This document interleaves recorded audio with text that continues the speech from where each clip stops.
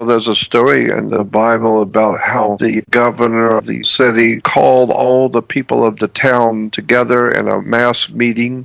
And he said, according to your traditions, I can allow one person to go free each year. And so today I will release one prisoner to you.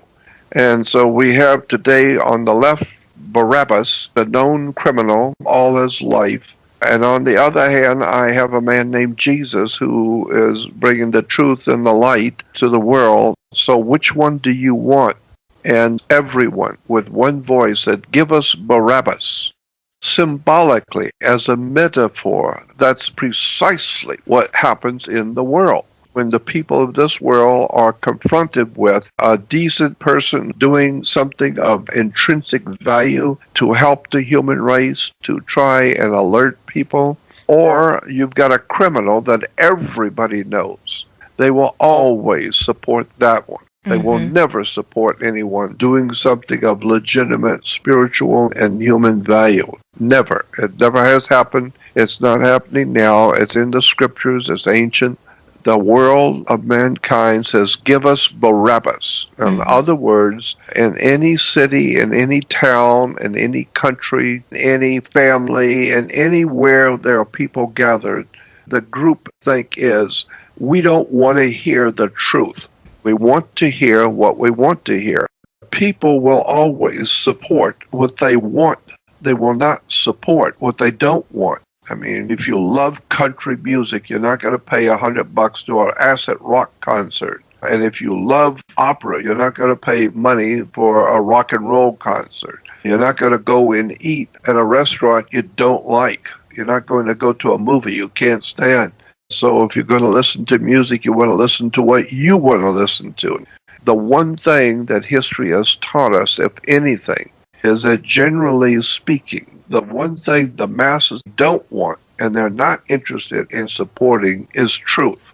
They're not interested in the truth. They're interested in what they want to hear. This is why you have so many people being conned. Classic example in your face is Christian television, where it's just amazing to watch how people buy into something that even an 8-year-old with a normal mind will see as ludicrous on the face of it. But grown adult humans just love it. They pay lots of money so that these charlatans and liars and performers can buy their $40 million jets, fly around the world, and live in enormous mansions. And where are they getting that kind of money? Simple. They just tell people what they want to hear. They tell everybody the Lord loves you and Jesus is coming back to save you and the world is just wonderful. Of course it's wonderful. When you got a $40 million jet and a 15-room home, it's wonderful for you. The biggest, most disgusting of all of it is the Christian church, because the church has gone along with everything. They go along with anything Caesar wants. So that even today in Christianity, you cannot be a minister in Christianity unless you get a degree from a university, and it has to be accredited. You got to give us credit. So Billy Graham University and all of these seminaries are accredited, which means that they have been looked at by civil authorities, looked at by Caesar. Tiberius Caesar of Rome has looked at your religious organization, and he sees that you have learned what to kiss and when, and he is now assured by the Internal Revenue that you will not be saying anything in that church that will disturb Caesar and his government, and so he will give you permission to now have your church. So you have to get a degree from the university in order to be a minister. And you think, did the 12 apostles have a degree? Did Jesus get a degree from the University of Jerusalem so he could be a teacher? Look at all the nonsense and degrees, and Christian universities are called seminaries. Look at the word seminary. Get an etymology dictionary. Christians go to a seminary. It comes from the word semen. It comes from sex, seminal, meaning human male fluid that impregnates the woman. Seminary. That's why you have so much child porn and sex with boys in the church. It's seminary. The whole thing is sex. It's just an incredible world. I mean, it's not just The Jewish religion is crammed filled with pornography and sex. And Islam, we don't even have to bring that up. Even the imbeciles know that thing is filled with pornography and renting children. You can rent little girls, rent little boys. What you're doing is you're coming in to their sleepy world, and they're very tired, sound asleep, and then you present them with knowledge, which is like a 600-watt light bulb, and their first reaction is to turn away. And now they don't like you. They don't want you out of their life because you've woken them up, and now they have to look at the world the way it really is, when they were so happy being sound asleep and restful, and now you've awakened them. And now they have to see the world the way it really is. They don't like it. And I understand they don't like it. I don't like it either, but I had to face it. And so I'm trying to help you to face it now before the end comes, when you're going to have to face it. When you end up, you're losing your home, you're losing your family, you're losing your marriage. When you're finally facing some terrible tragedy in your life. Why? Because you didn't know what you were doing. You caused yourself terrible trouble. You didn't care to know. You didn't care. You know, like any other animal. You just have a baby, let the baby grow up and be who it is. You don't care one way or the other. I proved to myself a long time ago that the reason why children today, grown children, we call them adults, are so screwed up is because their parents did not know how to raise them. Most people who are parents have no idea in the world how to raise a child correctly. I learned the hard way. I didn't have any children, but there was a young Mexican boy across the yard from me when I lived in North Hollywood, and I loved that kid because he was such a nice kid. But I found out one time I went to see him in his home, and his mother told me the trouble he was in. He was hanging around with gangs and getting in trouble. He was carrying a gun, and she didn't know where he got it from. And he was proud to show me in his bedroom that he had knives and a gun and some of the other weapons. And that was his life, and he wanted to join a gang. And so I decided I'm going to try something just for the hell of it and see what happens. And I asked his mother if I could mentor him. Could I help to raise him? And the mother said, yes, I wish you would, because her husband was gone and she has to work every day and leaving the kid home by himself. And so I started talking with him, and I would have him come to see me every day after school. When I get home from work, he would come over and tell me what he had done in school. And I started really putting pressure on him to learn, to study. I talk with him every day on how to think, how to use his mind, how to see the world, and how to understand the world he lives in. And I was continually on his back, making sure he was understanding. In the summer, when he wanted to go out and play, I raised him till he went to summer school to take up typing and to take up advanced logic and all kinds of things I was handing him, telling him I wanted him to do, and I didn't ask him. I'm telling you, this is what you better do. And then one day, he comes back to see me. 7 or 8 years, I stayed on his back, continually promoting him to read and study, etc., and to think in terms of being a professional. And he ends up being a very, very highly intelligent young man. And he comes over to see me, and he said, you know, I'm now working with a big insurance company in Los Angeles, and I'm an accident investigator. I've been put in charge in this large insurance company, chief investigator for the company. And about 6 months later, he contacted me again. He came by and wanted to go out to dinner, and he took me out to dinner. And he said, I have been invited to go to England to work with the Rolls-Royce company. They like me, and they've offered me a job, and I'm going to England. That's the last I heard of him. He went to England to work with the Rolls-Royce auto company and the Rolls-Royce company. They build jet engines. God knows they got all kinds of stuff. But my point is that I look back on him today and see what he's able to do. He told me he's got a couple of homes he owns. He's got a wife and children. And he said that you're the one that changed my life. And I'm working with a large corporation in England, doing extraordinarily well, driving an incredibly expensive car and living a beautiful home. And he said, you're the one that changed my life because I listened to you. And so I proved it to myself. If you know how to train a child, the child will grow up to be a highly successful human. If you don't know how to train a child, then don't have them. Don't have children just because you think it's clever having babies. You have a child that's going to grow up to be an adult, and today we got 7.5 billion adults on the earth that collectively got an IQ of 40. Nobody seems to be able to think very deeply. We love to brag in America about how we have computers that can think for themselves. And I say, well, thank God at least something in America can think for itself. Because the people of America have no concept at all in their mind as how America works. How does the world of mankind operate? Who owns our country? The United States of America does not exist. We are today, according to the law, we are a corporation like Ford Motor Company. We are not a country. We are a corporation. And because we are a corporation, we are all employees of the corporation. And once you see how the world actually, in fact, works, now you see why you get in trouble and you have to go to court and why you're going to jail and why you have to pay this fine and why you can't do this and you can't do that without a permit. You got to have a license. If you want to get married, you got to have a license. If you want to do any business, you better get a business license. People in America and around the world do not know how the human world actually works. I've said it over and over and over again. Nothing on this earth works the way you think it does. Banks do not do what you think they do. We have something called river banks. What does a river bank do? It directs the flow of the currency.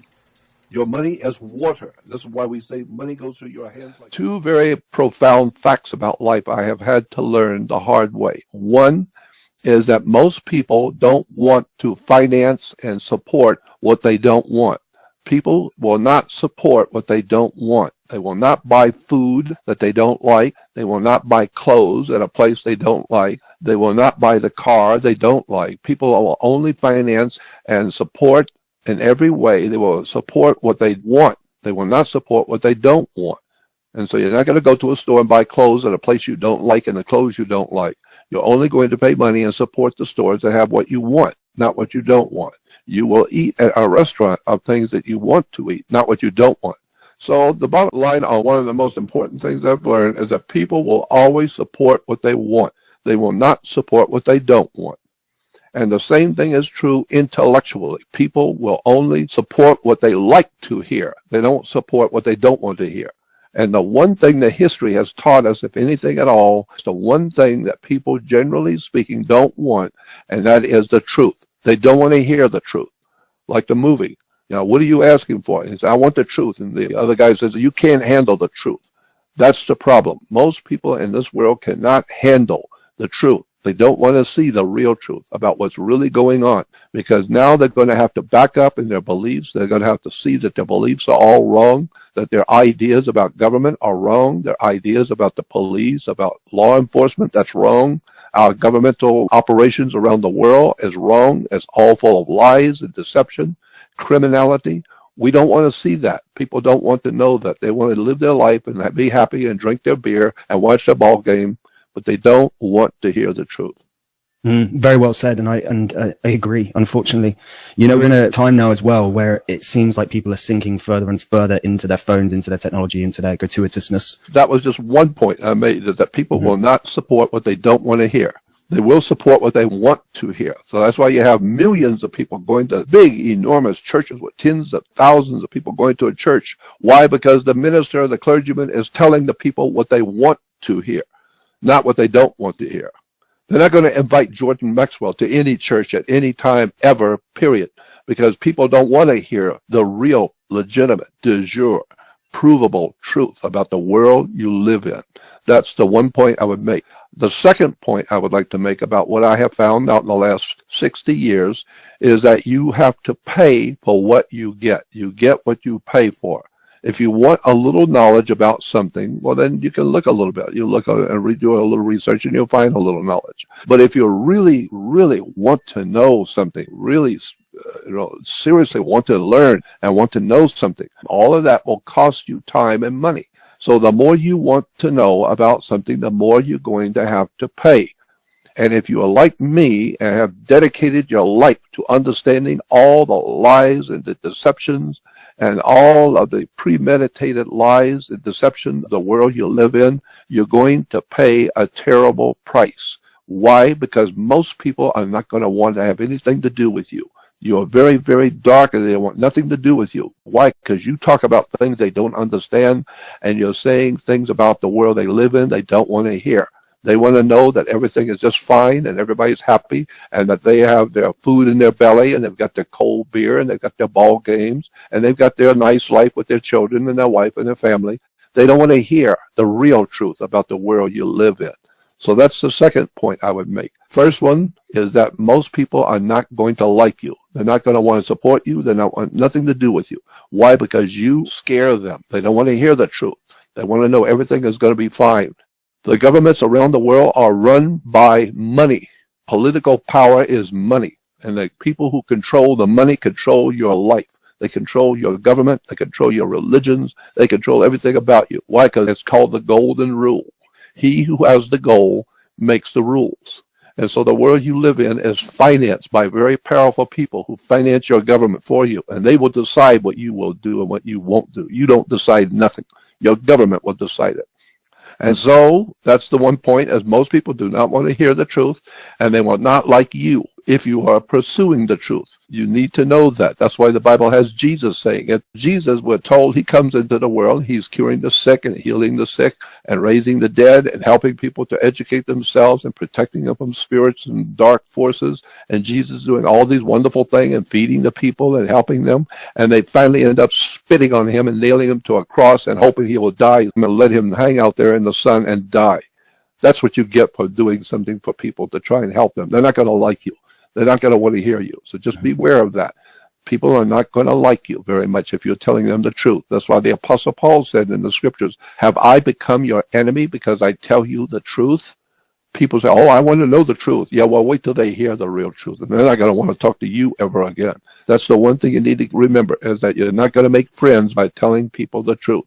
They're not going to have anything to do with you, and you're going to have to pay a terrible price. The deeper you go, and the more you begin to learn, the more you begin to see how much people don't want to hear what you're talking about.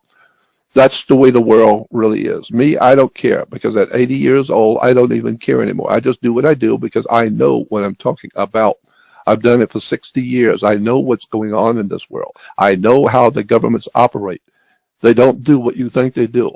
I'm not the world's foremost authority on anything. It's just that I've been pursuing knowledge all my life, and I am fascinated with how much the world of mankind doesn't know.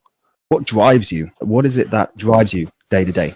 All the horrible, terrible tragedies that have come to me in my life, the loss of my family, the loss of everything I own, the loss of everything I've ever worked for.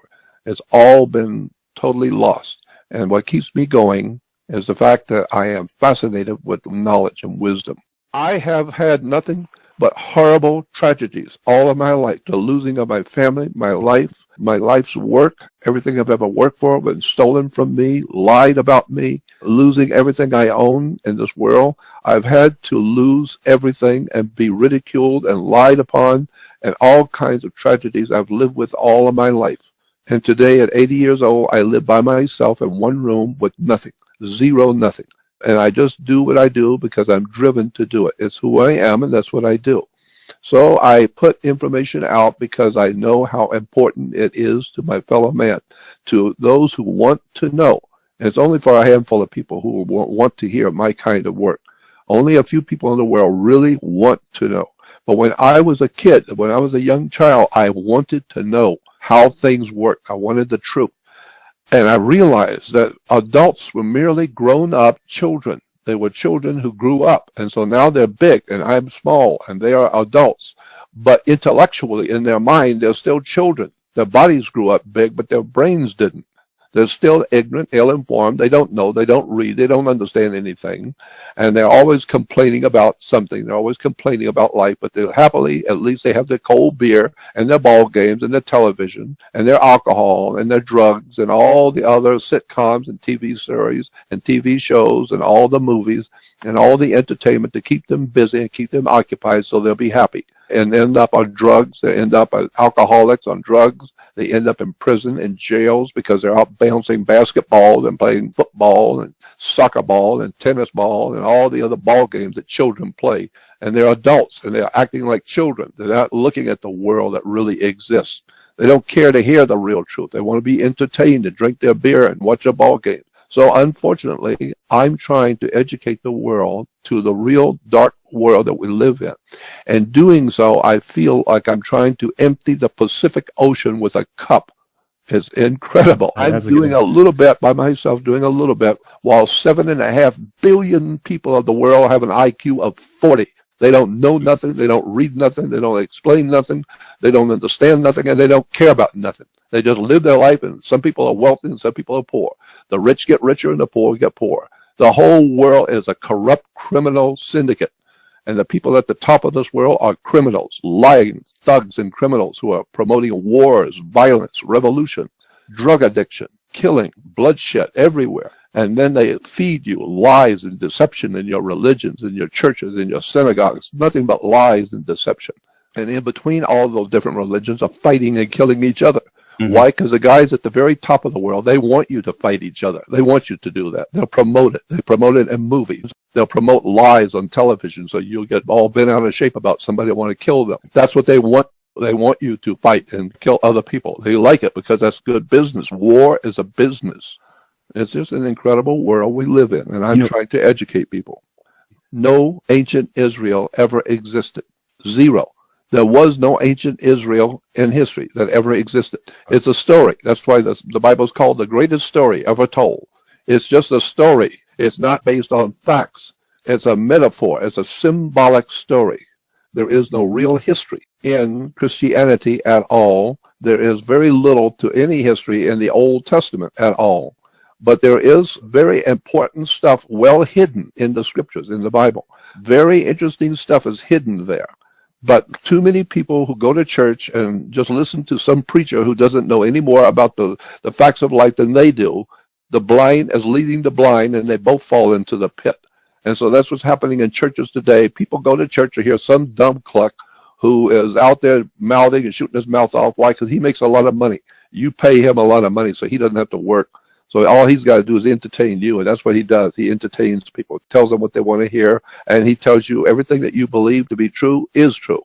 And if you can do that, you become very wealthy. If you can tell people with a straight face that what you believe is the truth, and show them how what they believe is the truth, and you show them, they will love you because they know the truth. They already know the truth in their mind. They already know what's going on. And if you come out and tell them you are absolutely correct, what you believe, and here's why, and you can show them the proof that what they believe to be true is true, they will love you. They'll support you. They'll give you money. They'll buy you fancy homes. You can buy Lear jets and $40 million jets. You can buy $35 million homes. You can live in islands. You can live like a king. Why? Because you're telling the poor, worthless people, the poor people of the world what they want to hear.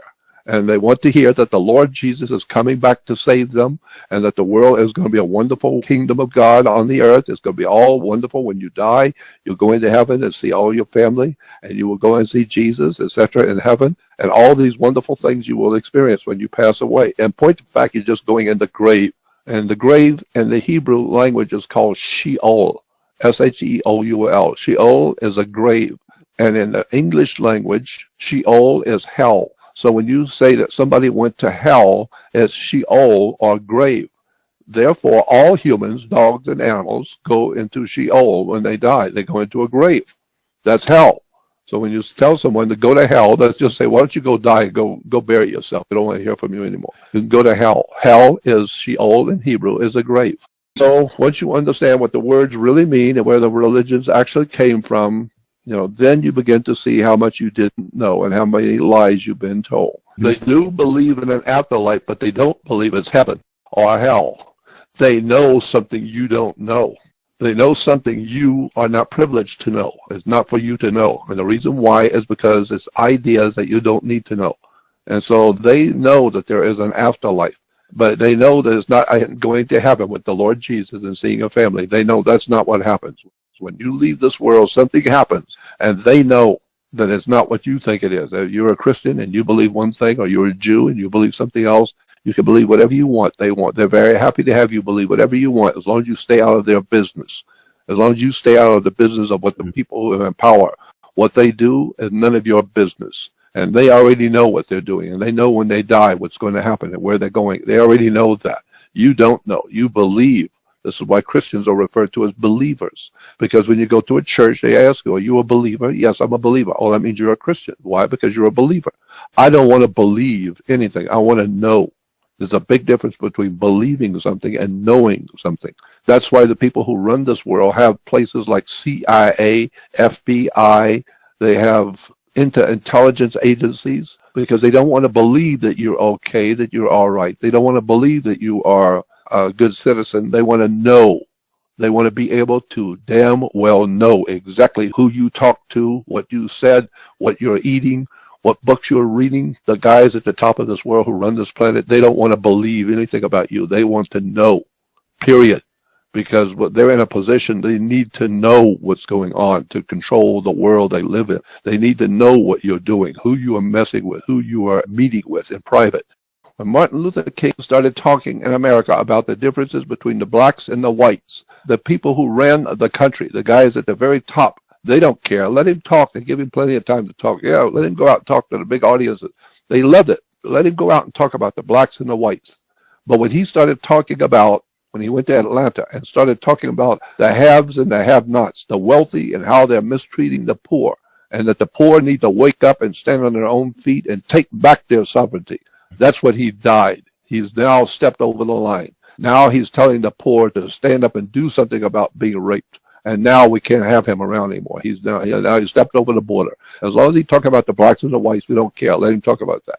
But when he talks about the war between the wealthy and those who don't have anything, those who have and those who don't have, the wealthy who with the money and the people who have nothing, that's big trouble. Because you got millions of people who have nothing. What's the key here to save America and to save Europe and to save Britain and Australia? And but you see, I don't like the idea of revolution. I don't like the idea of a rise of physical warfare, because nobody wins in physical warfare. The poor people die, and the wealthy people make a lot of money by selling the guns and selling the drugs and selling everything. They make a lot of money, and they don't fight for nothing. They live up in the mountains. They live up in the Himalaya mountains when they're beautiful estates. They don't have to worry about nothing. Nobody's going to come and bother them. They're really, truly powerful and wealthy. They are protected. They live on islands that you don't even know exist. And they control the whole world, just like the James Bond movies. You know, and if you go back and watch some of those James Bond movies, that MI5 and MI6, you know, the guy who worked for MI6, Ian Fleming, he was telling you about the international Illuminati masters, the people who pet the cats and are in control of revolutions and wars all around the world, and the people who are dying all over the world because of these guys who are there behind the scenes that nobody can see who they are. Why do you think they're making movies like that in England? Because that's exactly the way MI5 and MI6 works. That's exactly the way the British Empire worked. They're sitting back and they're petting their cats, and they're promoting wars all over the world. They're promoting wars between Afghanistan and America. They're promoting wars here, promoting wars there. They just promote wars. Why? Because war is a good business. You need to invest your son. War is a good business. They sell a lot of guns. You know how much a tank costs? Well, so they're selling hundreds of thousands of them. Have you ever tried to buy a B-52 bomber? You know how much those things cost? Well, they're making hundreds a day. They're making enormous amounts of money and becoming so incredibly wealthy that they can't even believe how many millions they're making every hour on the hour. And so war is great business. Let the people, they're all a bunch of dirty people anyway. Let them go out and kill each other, get rid of each other, kill them all. Let them kill each other. Because all we're doing is we're staying in our beautiful homes and on the islands and up in the mountains and nobody knows where we are. And we're making billions on the war, and let the people kill themselves. And we'll make the money. And so that's the way the world operates. And so the best way to handle it is just go drink your beer and take your drugs and watch the ball game and do all the things to entertain yourself and fill your belly. Make sure you have plenty to eat and make sure you have plenty of entertainment so that you will be happy. You know, you just go along to get along. Question nothing and know nothing or do nothing. You just do what we tell you to do and you'll be fine. And that's why today it looks like it's an impossibility for the human family to get itself out of the mess we're in. It's a very big mess, and I don't see any way that we can get out of it. The only thing I can see that might possibly do something to help us is what Gandhi suggested. If you go back and watch the movie Gandhi and understand what Gandhi was able to do, that is a brilliant move. When Gandhi said to the Indian government, which was run by England, England run the government, called the British East India Company, Gandhi said, we're not going to fight you and kill you. We're not going to do that. We're just not going to do anything you tell us to do. We're not going to obey your laws. We're not going to buy anything you say. We're not going to believe nothing you tell us. We just don't have nothing to do with you. Go on and do whatever you want to do. People don't want nothing to do with you. We're not going to listen to you. No, we're not going to bind you. We're not going to do anything you tell us to do. We're just saying no. We're not going to fight. You can come beat us up if you want. We're just not going to do what you want us to do. We will think for ourselves, and we will decide for ourselves, and we'll do our own research and our own reading, and we will be a free people inside of us. We don't need you to come tell us anything. We're not going to listen to you. We're not going to mind you. I think some kind of mass non-compliance is really the only way we're going to get out of this. I agree. That's it. Mass civil disobedience. One of the things that's very pressing is to understand. Open your mind and start looking at the connection between religions of this world and politics. Religion and the political system. They're both the same thing. Politics and religion are one and the same thing. So just know that with the Church of England, it's the same people who are behind the Knights Templar Masonic order that runs England. They are the same people behind your church. They're the same people behind your government. The same people who are behind your universities and colleges. They will decide everything, period. Who your God is, what you believe, what you eat, and what you will think, and how you will live. The masters who run the UK will be absolute masters always, and you'll never know who they are. Wake up and see what the leaders are actually doing, and how leaders are nothing more than paid lackeys of a criminal syndicate, period. That's what I would say is the most important thing for people to realize. Question authority. The word authority comes from the word author. Well, who wrote, what gave that person the right to write a law and put it into a book, and you have to follow that law? Who said so? Who wrote that law? Well, that's the law from God. That's God's law.